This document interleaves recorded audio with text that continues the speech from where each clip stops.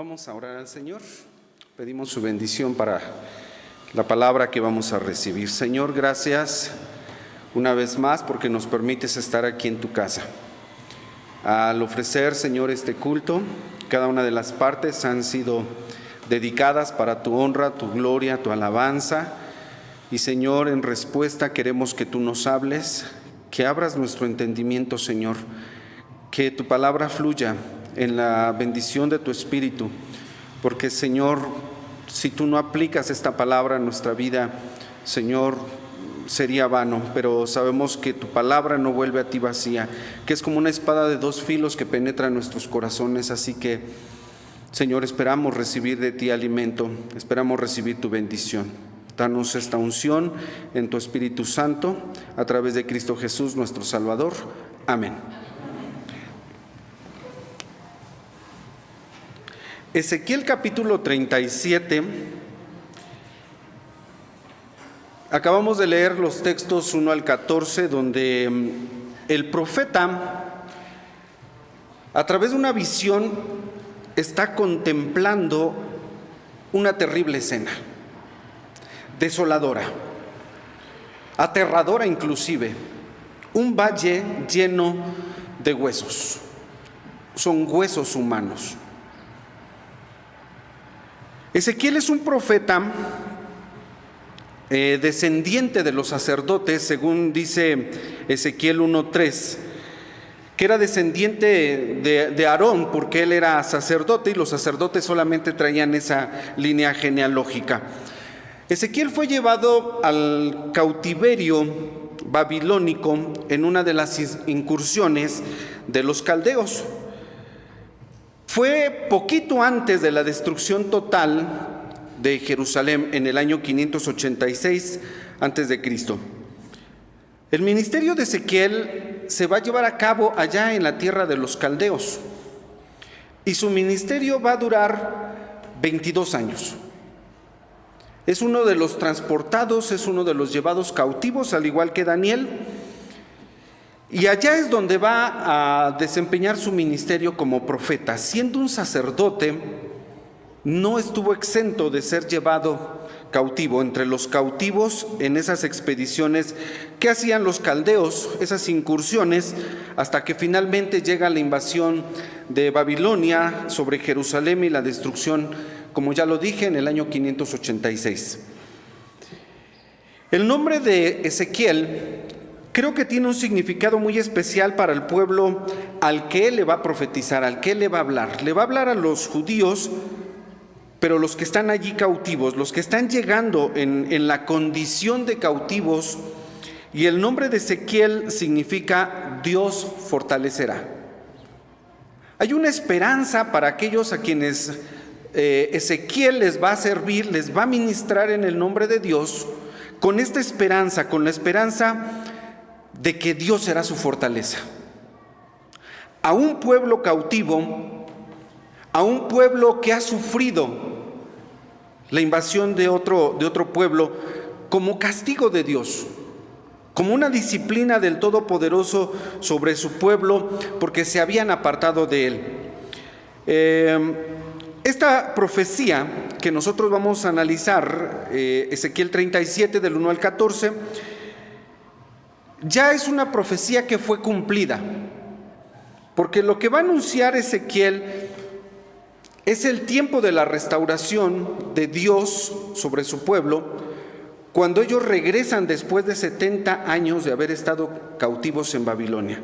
Lo que va a anunciar a través de esta visión es el restablecimiento de los judíos en su patria. Es una profecía entonces que tiene ya su cumplimiento histórico. Esto ya se cumplió, ¿sí? Sin embargo, nosotros lo vamos a tomar de una forma metafórica, porque yo creo que la palabra de Dios nos permite hacer esto. Quedó registrado, pero no como historia, sino como algo que tiene una enseñanza para nosotros e inclusive una aplicación. Aunque muchos comentaristas dicen que no debería de hacerse así, que son solamente adaptaciones que nosotros haríamos al exponer este pasaje. Sin embargo, creo yo que la palabra de Dios no es solamente histórica. Tiene una enseñanza, porque dice la Escritura en el Nuevo Testamento que todo lo que está escrito para nuestra admonición, para nuestra enseñanza.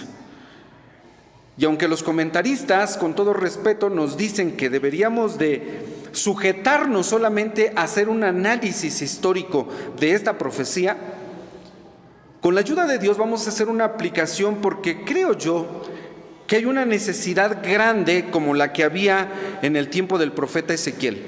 Una necesidad en medio del pueblo de Dios de un reavivamiento. Que el pueblo de Dios se levante después de haber estado en una condición deplorable, porque no vamos a negar que hay creyentes, hay hermanos, hay soldados del ejército de Dios que están abatidos. No destruidos, están abatidos y necesitan nuevamente ese aliento que viene de Dios para levantarlos, para fortalecerlos, cuyo nombre es el significado de Ezequiel: Dios fortalecerá. Y esta es nuestra esperanza en Dios, de que ningún creyente va a quedar caído. Dios es nuestra fortaleza, Dios es el que ha de levantar. Dice el libro de Proverbios que el justo 7 veces cae, pero las 7 veces se torna a levantar. Ningún creyente, esta es nuestra esperanza. Esta es nuestra esperanza, como lo que Dios le está mostrando al profeta Ezequiel en esta profecía. Hay 3 cosas que tenemos que aprender de este pasaje. Primero, la soberanía de Dios, ordenando todas las cosas, inclusive usando a los caldeos como un instrumento de disciplina sobre su pueblo. Eso es soberanía, ¿sí? No fue una coincidencia en la historia, sino fue una providencia de Dios. Y eso es lo que tenemos que aprender, la soberanía de Dios. Segundo, la fidelidad de Dios. Porque Dios había prometido al patriarca Abraham que la tierra de Canaán iba a ser para sus descendientes. Entonces Dios no los iba a dejar esparcidos y cautivos en otra nación. De hecho, todavía esto tiene un cumplimiento en el futuro, porque Israel regresará nuevamente a su patria en tiempos de nuestro Salvador Jesucristo. Y tercero, debemos aprender de este pasaje el grande amor que Dios tiene para con los suyos y el poder del Señor para levantarlos aún de la más terrible situación, de la más terrible condición. Vamos a ver entonces nuestro pasaje, Ezequiel capítulo 37. Y nuestro primer punto es lo que refleja la visión, la realidad que Dios le está mostrando al profeta a través de una visión. Dice: y la mano de Jehová fue sobre mí, y me sacó en espíritu Jehová, y me puso en medio de un campo que estaba lleno de huesos, e hízome pasar cerca de ellos por todo alrededor, y he aquí que eran muy muchos sobre la haz del campo, y por cierto, dice Ezequiel, estaban secos en gran manera. Dios está llevando a Ezequiel en visión para ver ese valle, ese campo, tal como él lo está describiendo. Pero quiero comentar que solamente cuando uno es llevado en espíritu por Dios, uno puede ver la realidad de las cosas. ¿A qué me refiero? A que si nosotros quisiéramos contemplar la realidad de la iglesia, tendría que ser en espíritu y ver las cosas como Dios las ve. Porque nosotros vemos una cosa, tal como dice la misma palabra de Dios, que nosotros solamente vemos lo que está delante de nuestros ojos, pero Dios conoce la realidad de nuestras vidas, Dios conoce la realidad de la iglesia, y Dios sabe la condición de cada uno de nosotros. Tal como Dios mismo había dicho de su pueblo, de Israel, cuando el Señor dice: este pueblo con sus labios me honra, pero su corazón está lejos de mí. tenían solemnidades, cumplían con sacrificios, cumplían con todas las cosas, pero la realidad la conocía Dios, y lo que le está mostrando Dios a Ezequiel es la realidad. Y dice: mira, Ezequiel, esta es la realidad de mi pueblo. ¿Qué estaba viendo Ezequiel en ese valle? No cabe duda que es un ejército abatido, es un ejército que fue destruido. Ese campo lleno de huesos eran soldados que perdieron la batalla y que se quedaron abandonados y se convirtieron en alimento de los buitres y de los chacales, de las bestias del campo. Dicen algunos que ese ejército que se está viendo fue desmembrado. Las aves, las bestias, comieron las carnes y separaron los huesos y fueron esparcidos. No estaban los esqueletos formados, sino más bien estaban todos esparcidos, porque las bestias despedazaron a todos esos hombres muertos en la batalla y los huesos fueron esparcidos. Eso es lo que está viendo Ezequiel, y dice que eran muchos sobre la haz del campo, pero tenían una característica: eran de tiempo. Dios a través de esto le está mostrando a Ezequiel que iba a pasar mucho tiempo después del abatimiento de su pueblo. Cuando los caldeos invaden Jerusalén y son llevados cautivos, muchos de ellos fueron abandonados, como lo que está viendo Ezequiel en el campo. Nosotros hemos sabido, y se sabe históricamente, que la crueldad de los caldeos fue tanta, cometieron tantas atrocidades en la invasión de Jerusalén, que lo que está viendo Ezequiel se queda corto. Hemos leído nosotros y conocemos pasajes donde se dice que a las mujeres embarazadas, preñadas, los caldeos tomaban las piernas, uno de una y otro de otra pierna, y las abrían a las mujeres, sacaban a los bebés, y los bebés eran estrellados en las paredes. Y la Biblia dice que no respetaron el rostro del anciano, ni de las mujeres, ni de los niños. Estos huesos que está viendo Ezequiel es la desolación de Jerusalén, y cuando dice que estaban secos, es por el tiempo que había pasado. Dios le había revelado al profeta Daniel en otro tiempo que iban a pasar, al profeta Jeremías, que iban a pasar 70 años en que Israel iba a estar cautivo por los caldeos. 70 años. Y esos 70 años reflejan estos huesos secos que está viendo Ezequiel. Esa es la visión. Está viendo la realidad desde la perspectiva de Dios. Y esto me hacía pensar, ¿cómo está la iglesia hoy día? Yo les he dicho que cuando hablamos de la iglesia tenemos que hacerlo con mucho respeto, porque es la prometida de Jesús. Y yo no puedo hablar en contra de ella, yo no podría juzgarla. Pero lo que quiero que entendamos es que Dios conoce nuestra realidad y sabe cómo está la iglesia hoy día. Y es lo que ve Ezequiel. La escena entonces es desoladora, es una ruina extrema. Los huesos, decía yo, que están todos esparcidos. Es como un rompecabezas, ¿sí? No había hueso que embonara con otro hueso. Todos estaban completamente esparcidos. Y entonces, versículo 3, le dice Dios a Ezequiel: hijo del hombre, ¿vivirán estos huesos? Vean la pregunta que hace Dios al profeta. Es una pregunta difícil, porque Ezequiel dice: los huesos estaban secos, y él los está viendo esparcidos. No estaba viendo esqueletos, estaba viendo un montón de huesos esparcidos. Y Dios le dice: ¿vivirán estos huesos? Versículo número 3. Y el profeta responde: Señor Jehová, tú lo sabes. El panorama es desolador, y dije, es tétrico porque es mucha gente la que murió allí.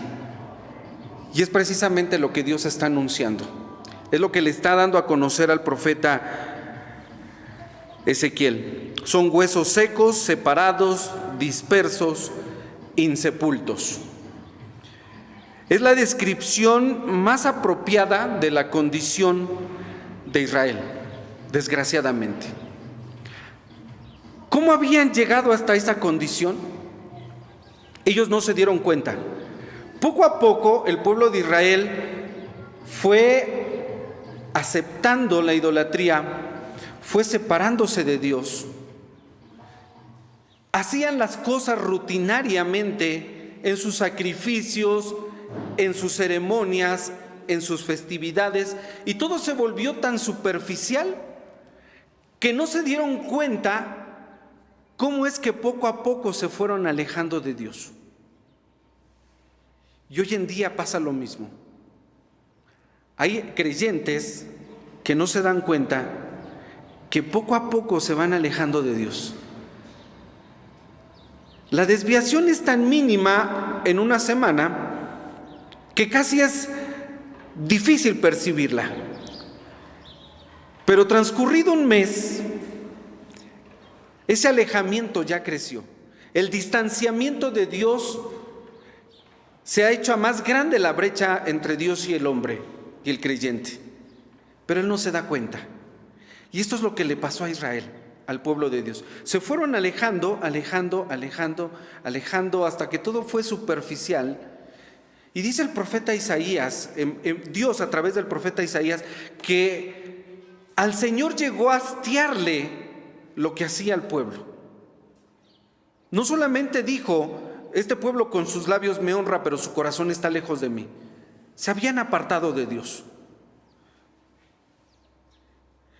Y esta es la descripción que está dando el profeta Ezequiel, y dije que era la más apropiada, porque la condición de ellos, de los judíos, alejados de Dios, era esta. Qué terrible es separarse de Dios, o que alguien se esté separando de Dios y no se dé cuenta. ¿Hasta dónde vamos a llegar? ¿Hasta dónde podríamos nosotros llegar? Miren, hermanos, faltar un domingo a la casa de Dios, de repente como que no sentimos que hayamos cometido un pecado grande, que no hayamos faltado a Dios, ¿verdad? Decimos, vamos la próxima semana, es día del Señor. Pasa otra semana y ocurre lo mismo, hasta que los domingos ahora ya es difícil ir a la casa de Dios. Ahora se convierte en un desafío el volver a la casa de Dios. Eso no sucedió de la noche a la mañana. Fue algo paulatino. La separación es mínima, pero con el paso del tiempo se forma un abismo entre Dios y el hombre. Y entonces surge una necesidad muy urgente. Israel se volvió indiferente a la palabra de Dios. Ya no escuchaban el mensaje de la Escritura, ya no atendían a la palabra de Dios, ya no hacían caso de lo que los profetas anunciaban en nombre de Dios. Ellos se volvieron soberbios y se volvieron inclusive autosuficientes, pensando que no necesitaban de Dios. Y miren, hermanos, los mismos principios generan los mismos resultados. Si hoy un creyente piensa que no necesita de Dios, o que está tan bien que no necesita de Dios, cuidado. Volvernos indiferentes a la palabra de Dios y a las cosas de Dios. No por algo la Escritura dice que no dejemos de congregarnos, como algunos tienen por costumbre. Y es una exhortación que Dios nos hace a no separarnos, a no dejar, a no abandonar, a persistir, ¿sí? Pero hacerlo con todo nuestro corazón. Queridos hermanos, creo que Dios no nos pide algo que nosotros no podamos hacer, pero hoy se vuelve un desafío, inclusive leer la palabra, orar o asistir a la casa de Dios. Y nosotros sabemos las luchas que esto implica, porque a lo mejor a nosotros mismos nos ha pasado. Y yo siempre lo he dicho, que de ser de nosotros mismos estaríamos ahorita en cualquier otro lugar, menos en la casa de Dios. Porque así es nuestra naturaleza. El espíritu a la verdad está presto, pero la carne está enferma. Entonces surge una necesidad. Y Ezequiel, al mirar ese valle, ahora tiene una responsabilidad. Dios le da una responsabilidad. Es como cuando nosotros vemos una necesidad y quisiéramos hacer que no la vimos. No, cuando tú ves una necesidad, tienes una responsabilidad ya. Es como cuando vemos una persona necesitada. Si tú ves una necesidad, va implícita la responsabilidad. Ahora eres responsable. Dios te llevó allí para que tengas una responsabilidad. Y Dios le da la responsabilidad al profeta y le dice, versículo 4, profetiza sobre estos huesos. No solamente lo vas a ver, no solamente has visto, dice Dios, lo que yo he visto, la desolación, estás viendo una necesidad. Y ahora eres responsable, ¿sí?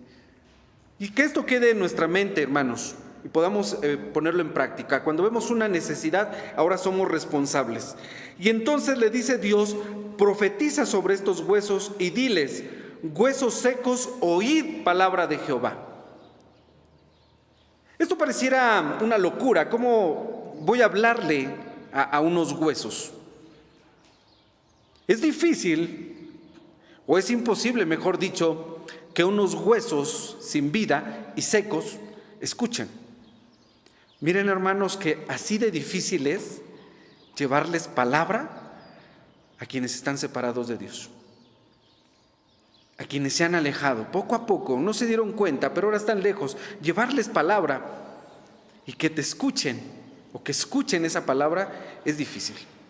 Pero aquí entra el poder de nuestro Dios, porque le dice el Señor a Ezequiel que profetice sobre esos huesos, versículo 5, y Ezequiel hace lo que dice el Señor, así ha dicho el Señor Jehová a estos huesos, he aquí yo hago entrar espíritu en vosotros y viviréis. Porque la palabra es el primer acercamiento, pero el espíritu es el que da vida. Es el que va a vivificar esos huesos. Y entonces dice el Señor, pondré nervios sobre vosotros, haré subir sobre vosotros carne, os cubriré de piel y pondré en vosotros espíritu y viviréis y sabréis que yo soy Jehová. Dice la Escritura que lo que para los hombres es imposible, para Dios sí es posible. Y esta es nuestra esperanza, que ningún creyente verdadero va a quedar abatido, va a quedar destruido. Dios lo va a levantar. Dios obrará como está obrando en Israel, o como Dios obró en Israel históricamente, porque dijimos que Dios es fiel y verdadero a las promesas suyas, porque Dios tiene un amor tan grande, porque Dios es soberano y tiene poder. Hermanos, los creyentes que estén alejados y que estén abatidos han de volver para la gloria de Dios. Pero es necesario que reciban la palabra y es necesario que reciban el espíritu que da vida. Son estos dos elementos los que van a fortalecer, y la iglesia tiene que llevarles esa palabra y orar, porque lo que hace Ezequiel es orar en medio de ese valle para que venga el espíritu de nuestro Dios y los levante y se cumpla lo que dice aquí en el versículo 6 que acabo de leer. Dice Ezequiel, profeticé pues como me fue mandado, y hubo un ruido mientras yo profetizaba, y he aquí un temblor, y los huesos se allegaron cada hueso a su hueso. Comentábamos cómo fueron esparcidos esos huesos por los buitres, por las aves de rapiña y por las bestias que desmembraron los cuerpos de ese ejército. Pero ahora lo que Ezequiel ve es que los huesos comienzan a integrarse y forman esqueletos. Hueso con hueso se vuelven a integrar. Y Ezequiel dice en el versículo 8: miré y he aquí nervios sobre ellos, y la carne comenzó a subir, y la piel cubrió por encima de ellos, mas no había en ellos espíritu. ¿Qué es un hombre con carne, con piel, si no tiene espíritu? Es solamente un muñeco.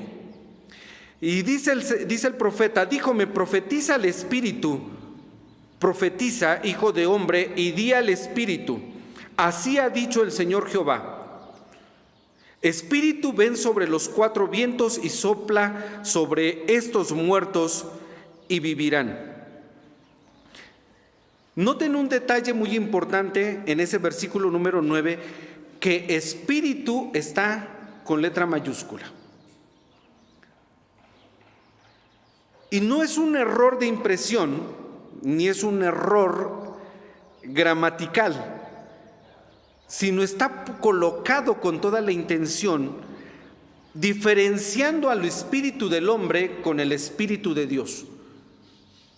Porque lo que está haciendo Ezequiel cuando profetiza, cuando habla, dice espíritu, el Espíritu Santo que nosotros hoy conocemos, ven sobre los cuatro vientos y sopla sobre estos muertos y vivirán. Es el Espíritu Santo el que da vida. Y nosotros, cuando vemos una necesidad en medio del pueblo de Dios, dije que está implícita nuestra responsabilidad y el deber de cada uno de nosotros, no solamente de los pastores, no solamente de los que están al frente de la iglesia, sino cuando tú ves a un hermano debilitado en la fe, tú tienes ya la responsabilidad de profetizar. Profetizar, vamos a entenderlo como hablarle la palabra de Dios y de orar para que el Espíritu Santo obre sobre esa persona. Lo que nosotros hoy tenemos que hacer como iglesia, por esos soldados caídos, por esos soldados debilitados, es orar. Pedir que el Espíritu Santo, que la palabra de Dios llegue a sus vidas, porque se van a levantar. Pero ¿quién va a llevar esa palabra? ¿Quién se va a comprometer a orar por los creyentes? No podemos olvidarnos de nuestros hermanos. No es responsabilidad de unos cuantos, es responsabilidad de toda la iglesia. Dice el profeta: y profeticé como me había mandado, y entró espíritu en ellos y vivieron. Espíritu ahora está con minúscula, es decir, que eran solamente muñecos armados, estructurados, pero vino espíritu sobre ellos, el aliento de vida, que es lo que hace que nosotros seamos seres racionales y que tengamos vida, y vivieron y estuvieron sobre sus pies, y un ejército grande en extremo. Era Israel. Dios estaba mostrando cómo después del tiempo del cautiverio babilónico iban a ser levantados nuevamente, no importando que estuviesen esparcidos como esos huesos. De donde estuviesen, de los 4 puntos cardinales, Dios a través de su Espíritu iba a juntarlos nuevamente y traerlos a su tierra. Dijimos, por las promesas que Dios había hecho, por la palabra que Dios había empeñado. Así que, queridos hermanos, si Dios dice que no hay justo que quede abatido, que si 7 veces cae, las 7 veces se levanta, en el nombre del Señor nosotros creemos que esos hermanos hoy debilitados se van a levantar para la gloria de Dios. Lo creemos con todo nuestro corazón, pero nosotros tenemos una responsabilidad: orar, que el Espíritu Santo haga la obra. No lo hacemos nosotros. Nosotros no podríamos levantar a nadie, no podríamos vivificar a nadie, nosotros no podríamos fortalecer a ninguno, pero sí el Espíritu Santo, porque el Espíritu es el que da vida. Y ese Espíritu Santo es el que va a levantar a cada uno de nuestros hermanos y volverá a congregarlos nuestro Dios. Pero la iglesia tiene que orar. Así que, hermanos, este es un llamado urgente, porque sí hay hermanos que están esperando que Dios los fortalezca, que Dios los vuelva a levantar. Y hay nombres, y usted lo sabe. Dice entonces el versículo 11, que es, creo que es el corazón de para entender esta profecía. Díjome luego, hijo del hombre, todos estos huesos son la casa de Israel. Y aquí ellos dicen, nuestros huesos se secaron. Este era el gemido, este era el lamento de los judíos esparcidos en la tierra de los caldeos. Como ese salmo que dice, junto a los ríos de Babilonia, nos sentábamos y llorábamos. Dice, y los de esa nación nos decía, canten salmos a Dios. Y nosotros les decíamos, ¿cómo vamos a cantar si no estamos en nuestra tierra? Ellos sabían, ¿sí?, su realidad y dicen, nuestros huesos se han secado. Porque hay hermanos que aceptan y reconocen que están lejos del Señor, pero dicen, es difícil. ¿Cómo hemos de ayudar nosotros al contemplar una necesidad tan grande, tan urgente? Orando. Queridos hermanos, la oración es poderosa. Dice la Escritura que la oración del justo, obrando eficazmente, puede mucho. Y si Dios pudo, hermanos, en esta visión que le muestra Ezequiel, unir hueso a hueso, poner tendones, carne y cubrirlos de piel, y todavía dar el espíritu, que es lo que levanta al hombre, ¿acaso Dios no levantará a nuestros hermanos debilitados? Oración. A un pastor en alguna ocasión le preguntaron, que pastoreaba una iglesia muy grande, le preguntaban cómo hacía el trabajo, cómo hacía la obra, y les decía, yo solamente predico. Pero venga, acompáñeme. Los llevó a un oratorio y allí estaban los creyentes postrados orando. Y les dijo, mire, este es el corazón, es la fuente de la fuerza de la iglesia. Hay un grupo que ora para que la iglesia se mantenga así. Ante la necesidad, el llamado urgente es oración. Oración por aquellos que están lejos. Que el Señor, hermanos, nos bendiga, y así como usó al profeta Ezequiel, que Dios use tu vida y mi vida. El nombre de Ezequiel, lo recalco, significa Dios fortalecerá. Y tú y yo podemos convertirnos en una bendición para fortalecer a esos hermanos. Y lo podemos hacer, lo más noble es que lo podemos hacer desde nuestras casas. Dediquémonos a orar por esos hermanos. Que el Señor fortalezca a la iglesia, que su Espíritu Santo vigorice, llene de poder esas vidas, y nuevamente nuestros hermanos puedan regresar a la casa de nuestro Dios. Que el Señor bendiga a su iglesia. Amén.